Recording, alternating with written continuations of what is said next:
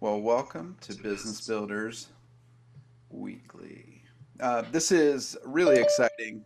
We are going to be landing the plane for uh, on today's call. Landing the plane on a 5 week, 5 part series on Leaders Eat Last. I will tell you that it's been a great uh, great 5 weeks, honestly. Gotten a lot of feedback from many of you, either in the chat or in sidebar conversations. Really encouraged, but I'm really excited about kind of what we do with all of this. It's one thing to hear it, it's another thing to kind of see it and enjoy it. It's another thing altogether to implement it into our businesses. So today, I really want to, one, make sure that everybody understands uh, how to implement this. But two, as we go through this conversation and we land the plane on implementing, because we don't do anything around here without an action plan. Like, what actually are we going to do with it? So as we go through, I want each and every one of you to be thinking, how am I going to put this into practice in my business with my team? How am I going to take the last really 5 lessons and build something for myself that impacts my people? So, kind of jumping in right from the beginning, let's review a little bit of where we've come from to get to where we're going. So, in part one, we had the biology of leadership and the circle of safety, the hunger of purpose or the hunger in purpose. Part two, trust is the foundation of leadership. I think we can all agree at this point, if you don't have trust with your team, you don't have leadership. Leaders are stewards of culture. We talked about the fact that we get culture, we make environment. Whether we do it by design or default, we have a culture. A lot of times we arrive at something we don't, all in all, enjoy ourselves. And then creating a belonging for our people, allowing them to go to work on purpose. We want to, as all true, empower businesses with the ability not only to be generous, but to do it on purpose. We want each and every one of our team members, each and every one of your team members, to show up to work on purpose because they want to, because they feel led to, they feel compelled to. That's what we want for you. In Elias, part three, we went through putting the team before self, making the shift.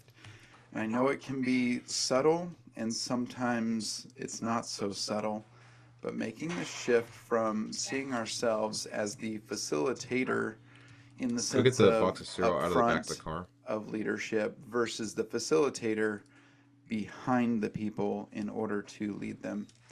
Then the cost of selfish leadership. Service solves ego. I think if we are all honest with ourselves, at one point or another, we've all had to grapple with the fact that we've had pride sneak up, we've had it grab us by the throat and allow us to speak into the lives of our people out of a place of ego, of frustration, of pride, rather than a place of service. And if we can consistently show up to serve our people well, they will serve our customers and the business well. In part four, Yes. leading through uncertainty. If you've been Hey, in bring me business a for bowl, longer than 90 spoon, and the milk. seconds, you've had uncertainty. Whether it's uncertainty in your own mind, the 6 inches of faith that it requires to jump off the ledge of business ownership, or you've gotten to the end of a month, a quarter, or maybe even a year and said, this is not as solid a footing as I would like. And we jumped into reducing fear and creating stability. Going back to week one, we talked through the personas of the people that we lead. A lot of times we can get caught leading people the way that we receive messages. In many instances, we as business owners, business leaders, we find ourselves in that top left corner of the DISC assessment at that high D, the dominant personality. Unfortunately for all of us, that's 3% of the population. Creating stability is really addressing the analyzers, those conscious, the C's on the disc, or the stability or supportive personalities in the population, which comprise 8.7 out of every 10 people that you welcome into your business. And then cultivating resilience and adaptability. We can take it, for instance, sometimes that we have this almost insatiable resilience as business owners, as business leaders, and adaptability for the constant change. But we have to lead people from where they are, not from where we are or want to be. So as we go into this week, we go into part 5 with kind of our eyes wide open. I want to really talk through the idea of renewable leadership. I want to also address really creating systems that feed with this idea of leaders eat last. And then we'll land the plane at hunger for improvement. I will tell you that if we don't have these 3 elements, it's really going to be a lonely place at the table of success. It's going to ride or die on your shoulders, and that's not what we want. To kind of recap and reflect on last week's activity as we closed out, we talked about this idea of the Jonah journey. It's a process that we take clients through, and it's really this process of identifying who's on our team. Who are the players? Where do they sit on the roster? Where are they in the lineup? And what are their strengths? What are their opportunities? What do we need them to do versus what are they doing? It's this idea of giving them really an evaluation on 3 core tenets of, are they bailing water? Are they effective in their role? Are they picking up the oar? Are they steadfast in their belief in the mission of why we're doing this as an organization? And then core values. Are their behaviors aligned with the organization? Are their behaviors displayed in the sense that they can truly be successful in this environment? So as you go through this and evaluate your roster, just like a coach or a manager would evaluate their roster before putting them in front of the offense of another team, you want to identify your team's strengths, where they sit, who is and at what strength level are they going to bail water? Are they going to pick up the oar and paddle as hard as they possibly can? And are their behaviors, are their beliefs aligned with our core values as an organization? So let's jump into this idea of renewable leadership model. Leadership is a renewable act. It's not a one-time decision. I will tell you, whether it's a personal relationship or a professional relationship, if you only tell somebody that you care about them, or in a personal sense that you love them, and you expect them to just remember it, let me know how long that relationship lasts. I will tell you that that decision to lead is a renewable thing, almost like a sunrise. I will say that there is nothing that's more faithful than a sunrise. It's pretty incredible that we think of ourselves as something different, but our leadership, not only in our professional life with our team, this is something that has to happen each and every day that we show up. Leadership isn't a title you earn once, it's a choice you renew every day. I'm reminded as I thought through this conversation today, we were we were on a date. I go out on a date with my wife every Monday, and we're at somewhere around 98 straight dates that we've been doing this. Um, but we were talking about how many times we would get married. It's a funny thought in kind of jest, but we were talking about it, and it came out to something like 16,245 at 45 years every day that we would commit to being married. The same thing is kind of evident in your leadership. It's not I am the manager, I am the owner, I am the leader, therefore you follow me. It's showing up each and every day and renewing the vow that you've made to your team members that you are going to lead them well. John Maxwell talks about failed plans should not be interpreted as failed vision. Visions don't change, they are only refined. Plans rarely stay the same and are scrapped or adjusted as needed. But be stubborn about the vision, but flexible with the plan. Where there is no vision, the people will fail.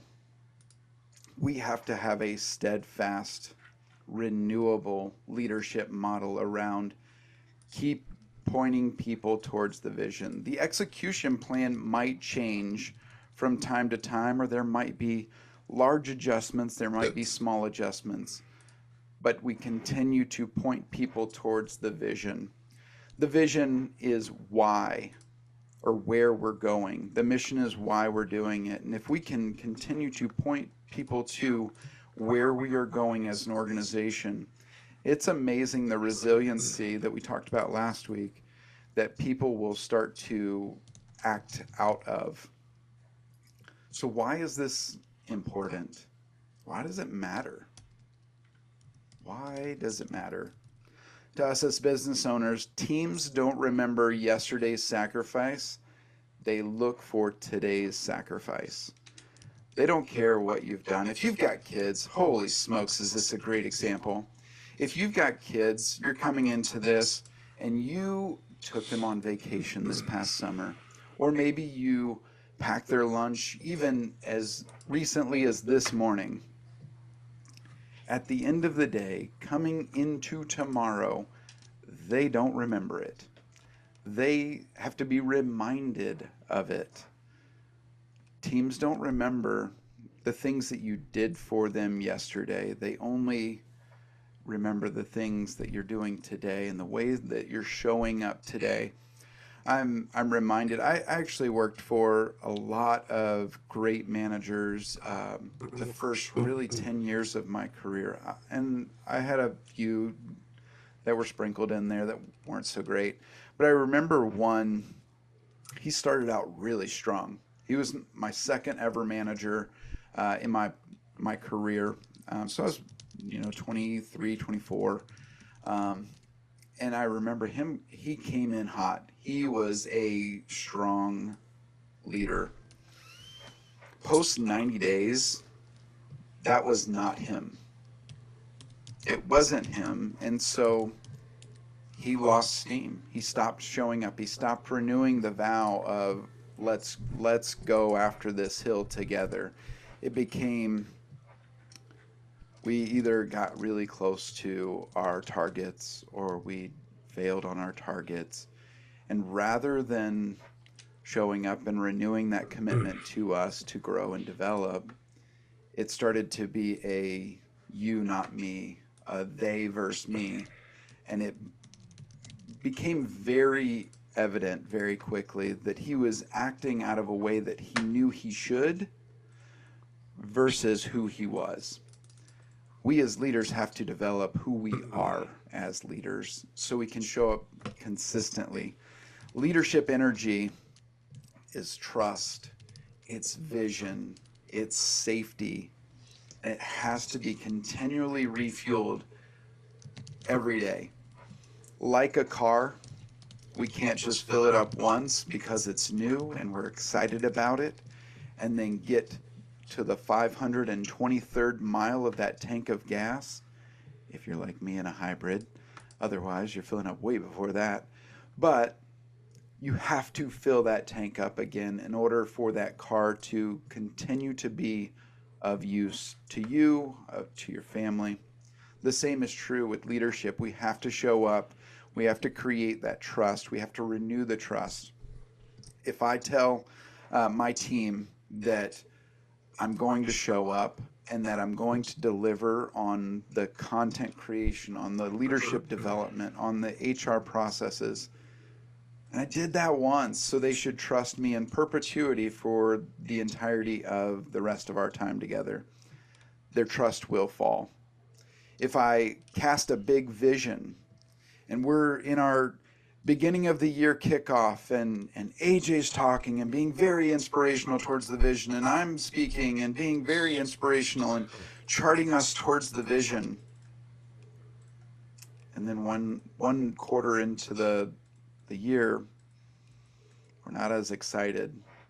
Maybe our targets are creating more of a focal point than our vision.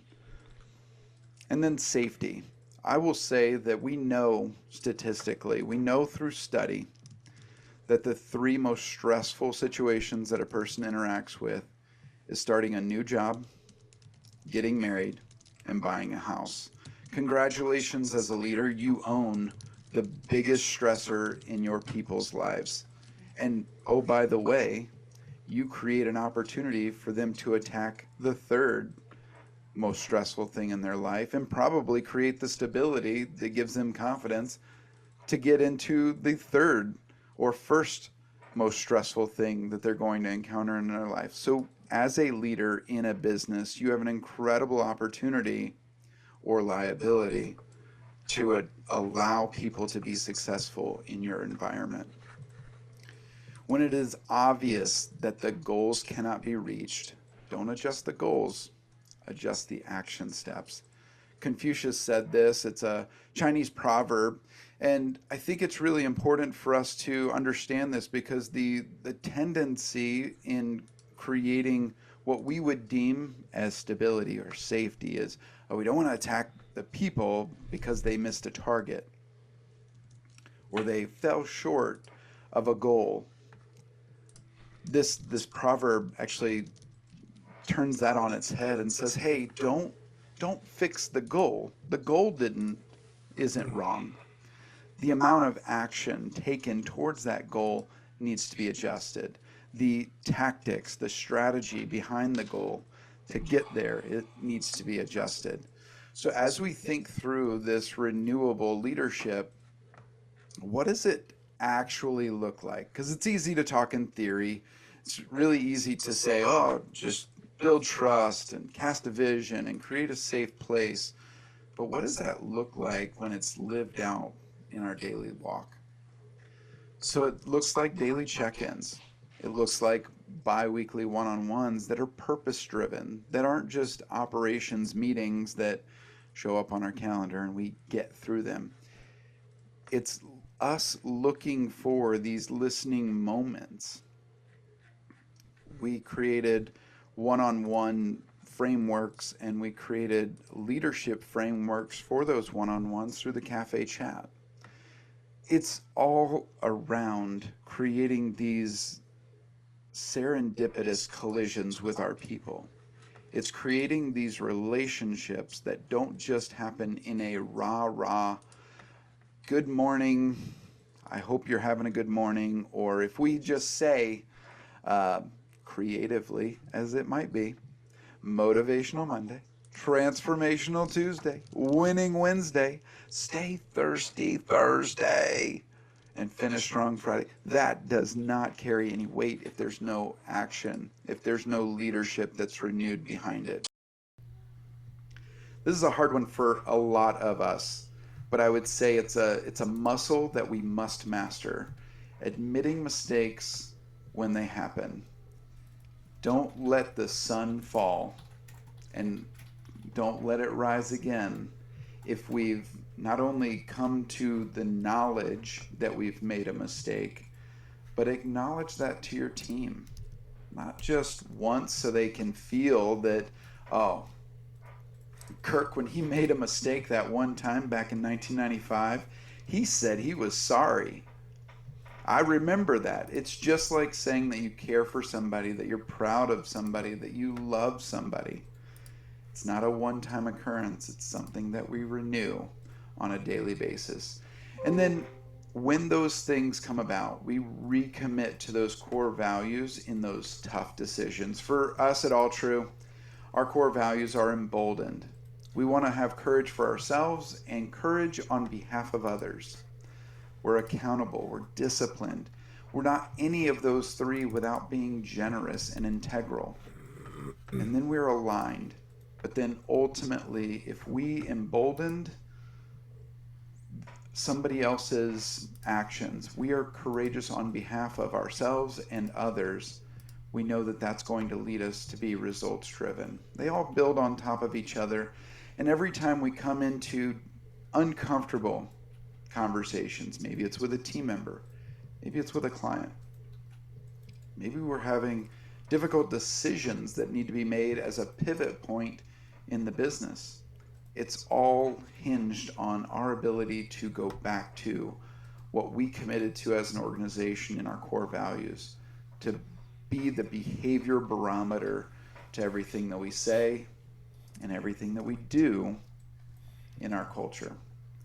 So what is a practical example of this whole deal? This renewable leadership model, maybe you're hearing this for the first time, but a renewable leader is conducting a daily all-team huddle with a focus on reflection, gratitude, and future intentions. I think it's really important, and I was very adamant about this out of the gate with AJ and Heather, that while it seemed almost silly, even to myself, that we have an all-team huddle, and that at the beginning of this, the all-team was literally all three of us. So it was not a huge gathering. It took us about 5 minutes, and we had an agenda that I sent out, and it was very intentional.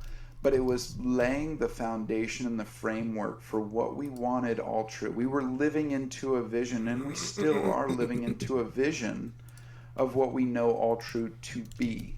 Not what it will be, but what it is. And so we have a routine that allows leaders to engage with our team. We address challenges at the end of calls. If there's any type of housekeeping or reminders, we're going through open enrollment right now on benefits. And so there's these little calls and prompts, because it's one thing to say, hey, we've got this insurance, sign up or be left behind 60 days ago. It's another thing as we come up to the deadline and say, hey, let's make sure that everybody gets across the finish line. Whether you opt out or opt in, I want to make sure that everybody has a chance to make that decision.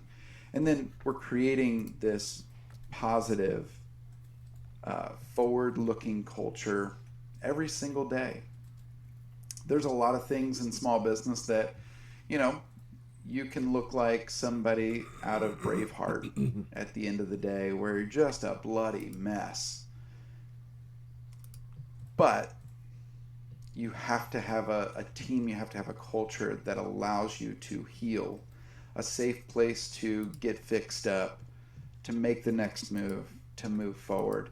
Leadership isn't a medal you wear, it's a meal you serve, and hungry teams need to be fed every day. You wouldn't bring a young child home from the hospital, feed them once, and hope that that sustains them for the rest of their life. It is fundamental to our existence, both physically, emotionally, spiritually, to renew our hunger, renew our feeding every day. So as we look to be a leader, we have to look at this idea of this renewable leadership model. We talk about a lot of times as we grow and scale, we're moving from pressure point to pressure point, and unfortunately, the pressure points don't stop. They just keep coming. They keep getting bigger and more pressure. But at the top end of each one of these pressure points is where the gold lives. It's this idea that when we start creating something from scratch, we are the bearer of everything good and everything bad. But at the end of the day, we have to, if we are going to scale past ourselves, we have to create systems that feed. Systems that feed trust, collaboration, and innovation long term. If we were being honest and we were in the same room, everybody wants these things to exist in their environment. You want people that trust you and that you can trust. You want people that not every great idea has to come from your head, and not every great idea that is half baked that comes out of your head needs to be crossed the finish line by only your willpower. I can tell you right now, if you're building a business based on your own willpower, it's going to essentially grow and stall based on your ability to fill as many of the 24 hours that you're allotted with each day. And then innovation. I don't want reckless doers in my environment, but I also don't want to have a place where people have great ideas that live between the 6 inches between their ears and they never go anywhere. And it's essentially because they either don't trust that we will care for and foster those great ideas, or we have done a poor job of leading in the past where we have squashed and squelched out the innovation that exists in our people. We've lacked the vision that allows them to see into their success inside of our environment. Trust and collaboration can't depend only on a leader's mood or presence. They must be built into systems and habits. I will be the first person to tell you, I would say in large part, I'm a pretty positive person, but I do have moods and I do have emotion, and they are not always positive. There are 141 plus emotions in the human experience, and I can tell you that I've experienced all of them at one point or another, whether I was a follower or a leader. And I think grappling with the reality that we don't need to exchange leadership for emotion, but we need to be able to use our leadership with emotion to compel people towards the vision in a safe environment. Leadership is not absent of emotion, but it is present of control of that emotion. We need to be able to use that emotion to guide not only our steps, but the steps for others. A leader is best when people barely know he or she exists. When his work is done, his aim fulfilled, they will say, "We did it ourselves." This is where last week we talked about the exit of ego, bringing down that pride of, wait, no, I did most of the work. I built the system. I built the best practice. I did the tracker that you followed, which led to your success. At the end of it all, it does not matter what you built. It does not matter what you feel about what you built. What matters is that you created a system that allowed hungry people that were looking for a leader to be led to the food that they wanted. It's not our job to eat the food and prepare the food. It's our job to prepare the food and present the food for hungry people to come and eat. Leaders eat last. This principle really highlights how a leader facilitates a system's success by creating really the conditions for others to thrive and take ownership of that success. If we are so hell-bent on not only creating the success for others, but getting credit for the success of others, people will start to disengage because they know that the only way that they get credit for the success that they make is if they give credit to others, or if they don't get credit at all. I will tell you that this is one of the areas of leadership that I see a lot of, where it's really tough, especially for the influencer leaders, those high eyes on the DISC assessment, because it's not just about the story that I told, it's about the credit that I get, and sharing that as a leader, I have to exit that ego. So this may be something that you struggle little with, and it may be a blind spot that you just got smacked in the face with. But either way, in order to be a quality leader, you need to go from leading people to leading systems that feed people. So why does it matter? In growing businesses, personal leadership must scale. Systems carry culture when leaders aren't in the room. Whether you're leading a team remotely or you're leading at a ratio of 1 to 10 or greater, you're not going to be in the rooms that you lead physically, but emotionally, culturally, you can absolutely be in every room of the team members that you lead if you develop systems, if you develop processes that allow people to act in accordance with the expectations that you've created. We follow a pretty simple framework, but in our top performer elevation plans, it's about documenting. And then you duplicate, then you delegate, and then you elevate. I will say that this is a very important order to mimic, because what I find a lot of times is I get to capacity, then I delegate, and then I have the illusion that I've duplicated because somebody else is doing the things that I don't want to do, that I delegated, and I elevate only to find that there's nothing to stand on in 90 days, and then I collapse on myself. I either take over the position that I delegated because they're not either doing it to a good enough or a competent level, and they're not able to follow anything because we didn't document it. I will tell you that I have gotten the most resistance from teams and leaders of teams that are 1 to 4 people. This is where it gets really difficult to understand the long-term ramifications of not starting with documentation. It sounds silly, just like me starting an all-team huddle with all team of owners, of partners. It's setting a foundation, documenting what you do.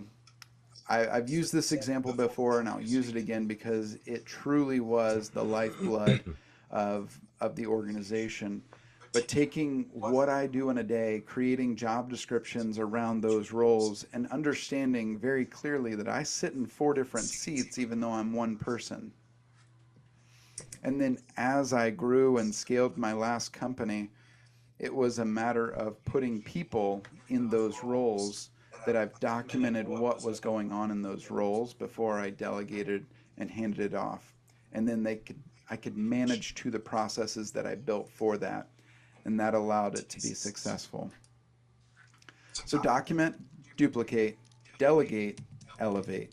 It's those 4 steps that are going to lead you to making this move from managing people to managing systems that manage people, and allowing you to scale in a way that you can't do if you have to be in every room that you have a presence in. So what systems that feed look like? Trust, collaboration, innovation. We talked about these. But transparent communication. It is not a bad thing to be too honest.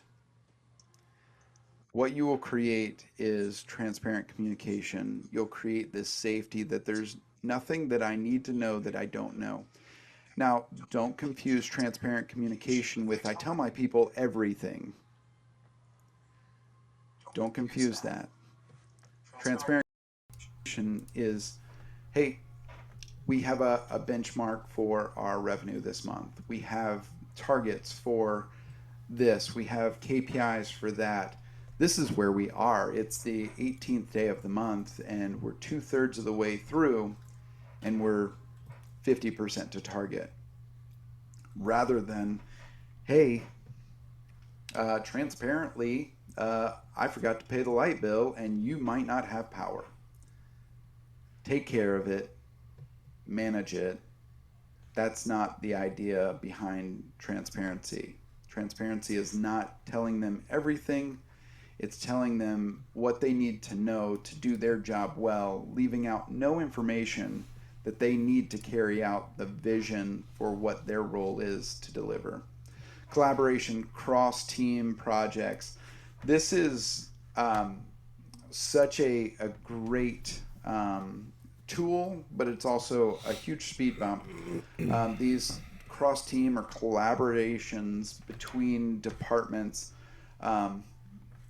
I love to work cross-functionally with other departments, which is, I would say, a foundational piece to what brought AJ and I together more than 5 years ago. It was this idea that marketing could not just be for products and services, but it could be for people as well.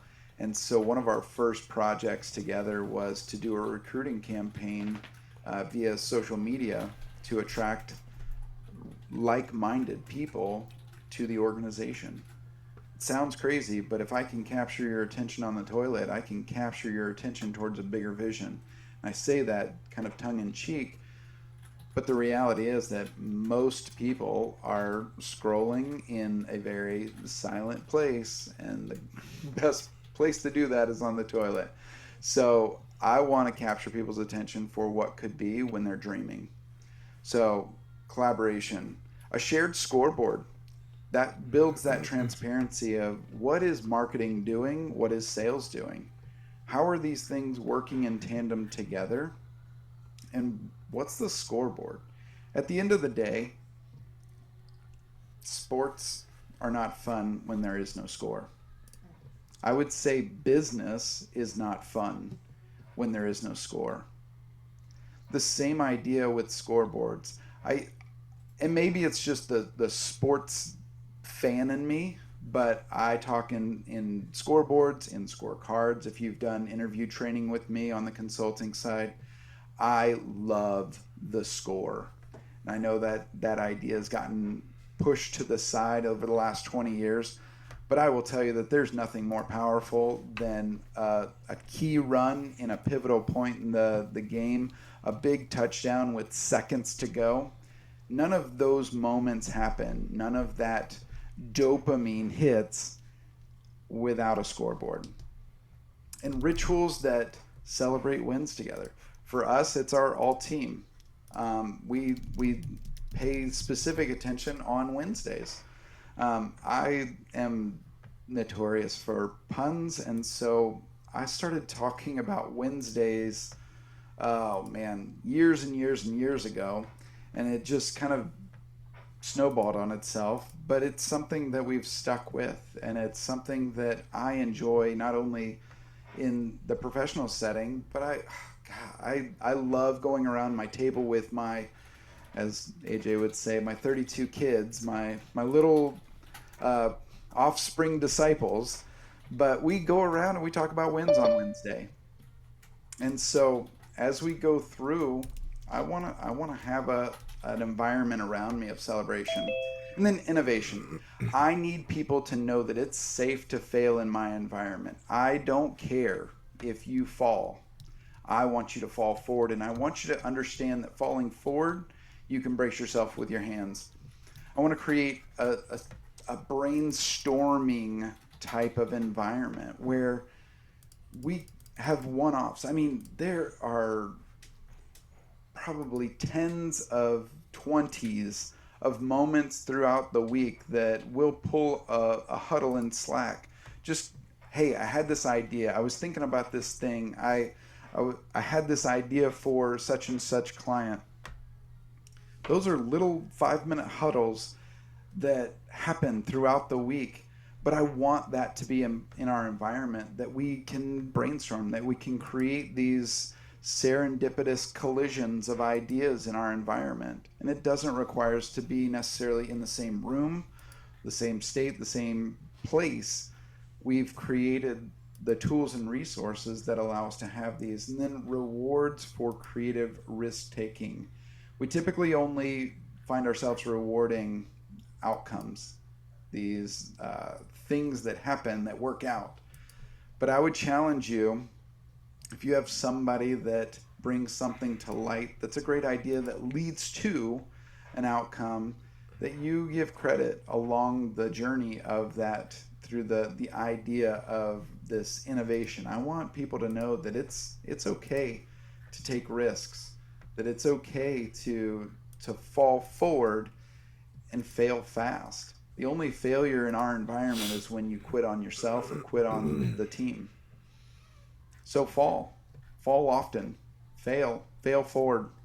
Whatever you want to do, I'm telling you that it's safe in this environment. But if you fail out of inactivity, that's not failure, that's quitting.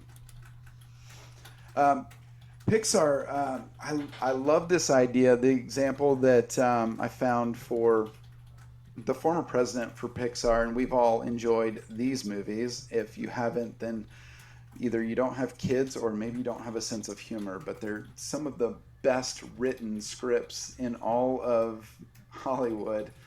But he describes this system that essentially builds psychological safety and these brain trust meetings.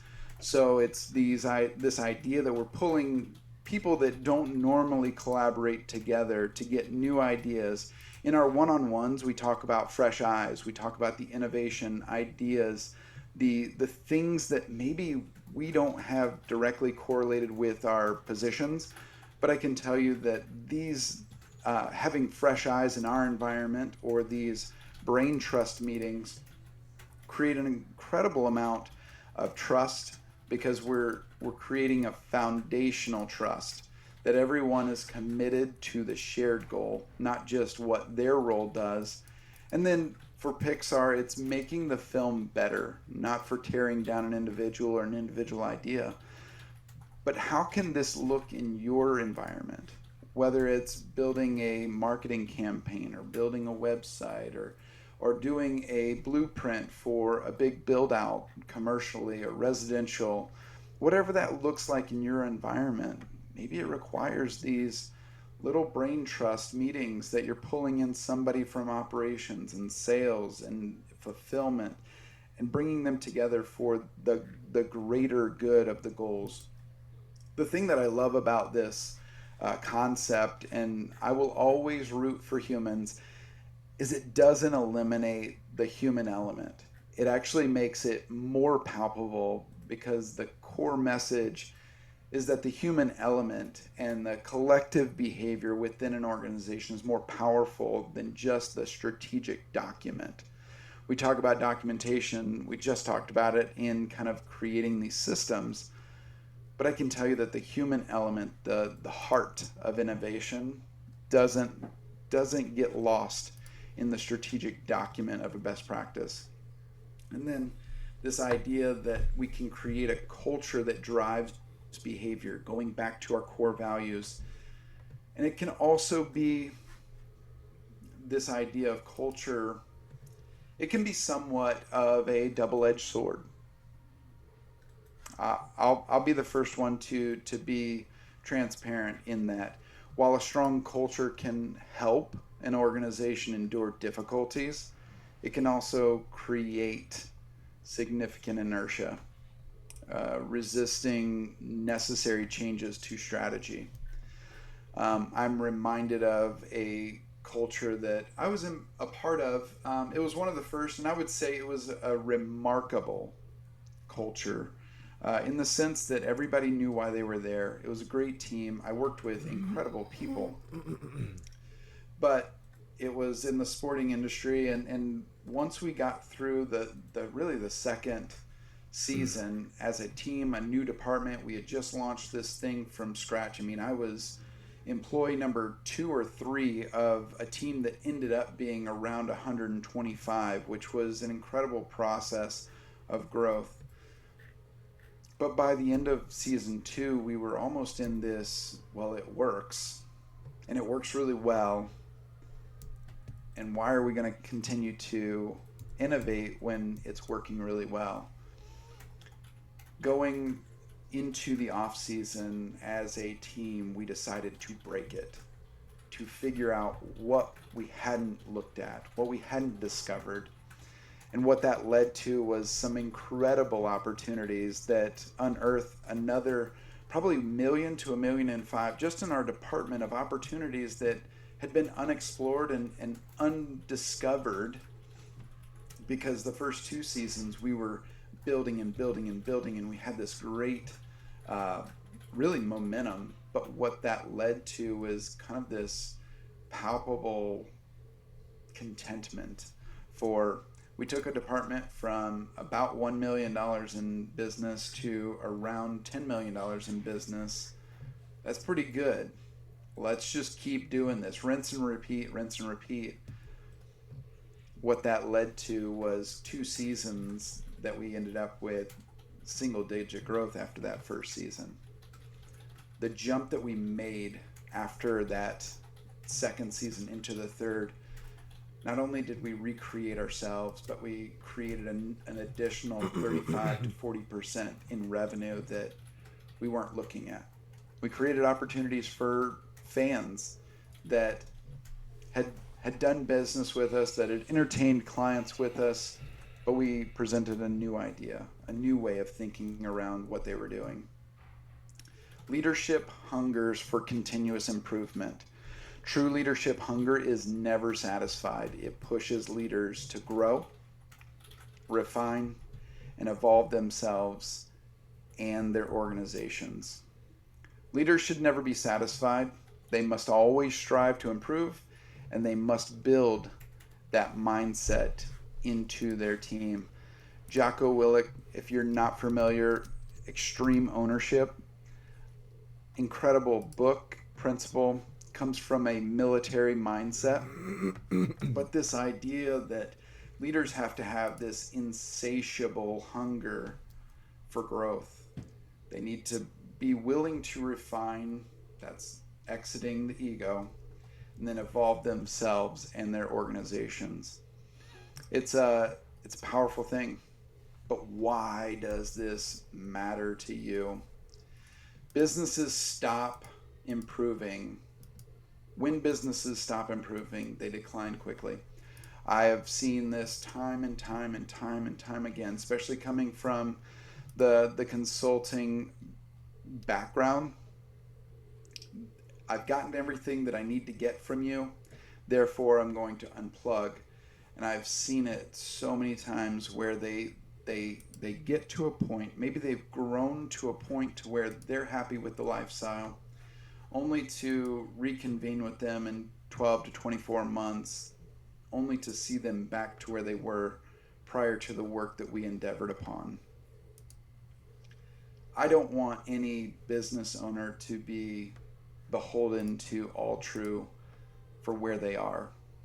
I also know that discipline and accountability, constantly pushing yourself to improve, does allow for that growth. Whether it's here or somewhere else, you have to be pushing yourself. Teams mirror the leader's appetite. If the leader stops learning, so do they. So I want to ask you a question right now, maybe even pause for a second. What's the last book you consumed? Notice how I didn't say, what's the last book you read? What's the last book you consumed? When you consume something, think of it as a wing, just for a simple analogy. Chicken wings can be easily consumed, very quick. But when you eat a chicken wing, they go very fast. When you consume a chicken wing, you You spend time getting all that meat off the bone because it's so good. It's something that takes you longer than 12 seconds to complete. So when you look at this reflection point of what's the last book that I consumed, what did you take out of it? What did you implement? I think he. I don't Does think your he realizes team he's know not about sharing. it? It If you sounds can like answer he those honestly has a presentation with something that he's that not you've sharing. consumed, that you've implemented, that you've explored, and you've Well, because it's too far into it now. I thought he put was just talking into from practice notes. inside of your business, what'd your team take out of it? Does your team feel the impact of Good to Great? Green Light's a great book, actually. Um, what does your team feel from your exploration into that content? And then this idea of continuous improvement, what does that look like? Leaders seek feedback from the team members and clients. This is not to be confused by leadership by consensus. That will paralyze a leader faster than anything else, is if you take a vote for every decision that you make. This is really about creating a feedback to your team. We recently have hired and onboarded a couple of team members. At the end of onboarding, their task is to set a new hire meeting with myself. And so the idea is not for them to spend 30 minutes with me to pump my tires on how great our onboarding is. It's really where are the gaps? Where can I find more value in that first 4 weeks? How can I create more opportunities for you to speed from zero to productive in your role? I want people to spend as little time as possible in the area of ambiguity or that clunkiness of a new role. So I intentionally have a new hire survey that I walk them through. It's not something that I send them. It's a conversation. But I think it's incredibly valuable to leverage new eyes inside of your organization. They're seeing something for the first time over the first 4 weeks. But leaders create these feedback loops. Leaders model curiosity. What did we learn instead of who's at fault? I think that's a fundamental, foundational piece to take away from any of our things that don't work out. I won't even call them failures, but things that don't work out the way that we thought they would. What did we learn from this? And leaders treating each quarter as a new chance to build a better business. AJ talks about a lot. Build a better business. Build a better business. On a quarterly basis, what is your sprint 90? What does that next 90 days of actions look like? This mentality of consistent and constant growth. And then what does that look like fundamentally? What's a good example of that being played out? I love the 5 whys. While I pretty much hated it when it was coming out of the mouth of a 2-year-old, us as leaders, we need to identify the problem and then ask 5 whys into that problem. Then we can get to the core root of why that happened. So for sales, it might be a very simple explanation, but I would say that there's no success on the other side of an excuse. There's no success without exercise. There's no gains without breakdown. So we need to go through the idea of asking each problem in our business, each problem of the department, each target or goal that isn't accomplished. Why? And then why? And get to 5 whys, and then you start to get to the root cause of why that didn't work out. Hunger never ends, but it keeps the table full. Leaders who stay hungry teach their teams to never settle, never be satiated. While the metaphor may be a little hard to think through in a physical sense, when you are going to work on purpose, when you've created a purpose-filled environment where people feel compelled toward the mission and the vision of what you're doing, you will start to create an environment with this insatiable hunger for growth, for collaboration, for ingenuity and innovation. So, what does that look like? What's the activity? How do we build this table for people to eat at in our environment? So, the purpose leadership is like preparing a meal. What we bring to the table is what our people will eat. If we bring fear, ego, neglect, that's the diet. If we bring trust, service, and purpose, that's the feast. So the question to you as a leader, are you setting the table for people to be in a deficit or a diet? Or are you setting the table with opportunity and innovation and collaboration and trust for them to feast at the table of your leadership? Are you setting the table with the plates being trust and the bowls being collaboration and the cups innovation and the centerpiece, that center point of the organization being your mission, why you exist? As a leader, we need to ask ourselves, am I setting the table for success as a leader for my people? Then what's the commitment? I'm never going to end any of these trainings without you having to commit. So what's one practice you will personally bring to the leadership table this week? What's one practice you will personally take accountability for bringing to the leadership table this week?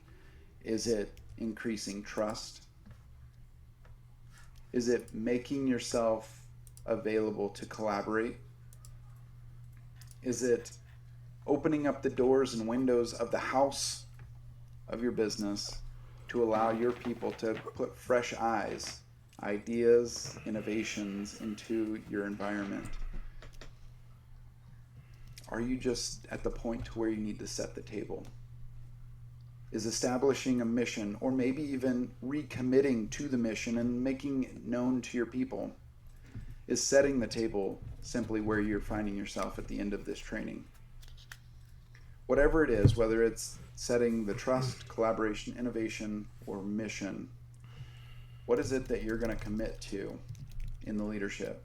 I'd love to see what that looks like in the comments, what that commitment is going to look like between plates and bowls and cups and centerpieces. What is it that you are going to commit to in next week to implement? So just a final thought for this as we land the plane on part 5 of Leaders Eat Last, because they have a hunger for that leadership. What am I truly hungry for as a leader? How will I ensure my hunger feeds others, not just myself? In the beginning parts of any new venture, the first step is, how do I feed myself? That's me leadership. John Maxwell talks about this transition from me leadership to we leadership. As a leader that sets the table, that builds the table for a hungry environment, for an environment that hungers and thirsts for more, a bigger vision than maybe even that is being cast right now. What am I truly hungry for as a leader? And then commitment. Share one practice you will implement immediately to serve your team better. This may be next Monday. It may be that all-team huddle that you share the commitment with your team so they can provide the accountability and you can provide the discipline necessary to drive that new thing, that new implementation across the finish line. I appreciate you going on this journey with Leaders Eat Last and the hunger for leadership. I hope you found it incredibly valuable. I hope that over the next 5 weeks that you don't just find yourself in a new set of lessons to be heard, but that you go back through this, that you consume it, that you understand it, that you dive in and start to implement this so your people that fall under your leadership start to feel that the table is being set for their hunger to be realized, that there's no end to the hunger and the feast that you provide at the table of leadership inside of your business. Thanks for joining, and I look forward to seeing you again on the next Business Builders Weekly.